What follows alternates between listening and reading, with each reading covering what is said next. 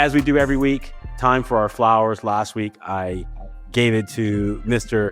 Immortality, Kobe Jones. He's now getting a statue outside of Dignity Health Sports Park in Carson, California.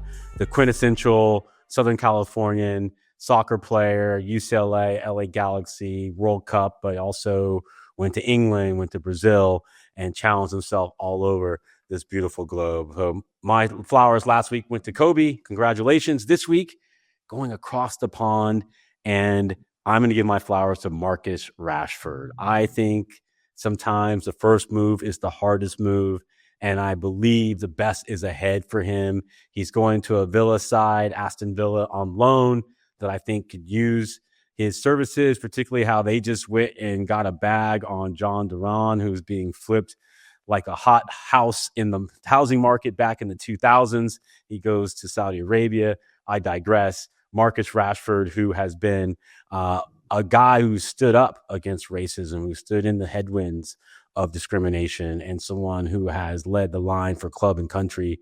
He gets my flowers this week as he makes the move, at least for now, to Aston Villa. Yeah, and a top baller as well. I think that's been forgotten about and lost in the conversation when you talk about Marcus Rashford.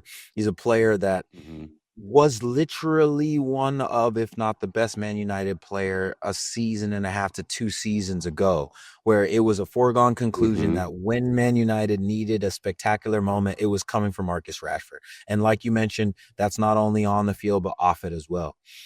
In that vein, when you talk about off the field, that's exactly where I'm going with my flowers, because my flowers are going to all of the support staff members for all MLS teams throughout preseason. Oh, And the reason, look at you. And the reason why is because preseason is normally the time where it's very clear to players that this is all of us in here doing this. This is all of us here moving toward one accord, and everybody is sacrificing. So people that are around the group through the entirety of preseason would always get my respect. I love this. You know how it is, us players, we can be very protective of the environment.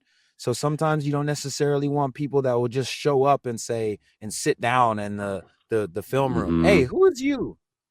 But if you're one of the trainers, if you're one of the team admins, if you are one of, the people that are there in the trenches, you have players' respect. So shout out to all of those support staff members who make players' jobs easier, coaches' jobs easier, the families' jobs easier when it comes to organizing things.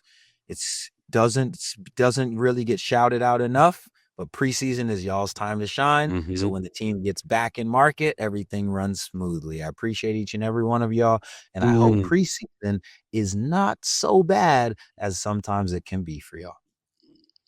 Yeah, you know what? I co-sign. I want to give an extra set of flowers as well, as someone who has been director of team ops. And preseason is so important. And Steph and I were talking earlier that it's the hardest part of the season for your family to believe in what you're doing. Correct. Because it's 4, 5, 6 weeks when players talk about the sacrifice they make, it is this stretch where you're really gone. Not, hey, I'm gone for 3 days, I'm home. It's, no, I'm gone for 2 weeks and things happen. And real quick, shout out, congratulations to Earl Edwards Jr. Had his 3rd baby during preseason, by the way, because you know how this goes. So congratulations to him, his wife, his family.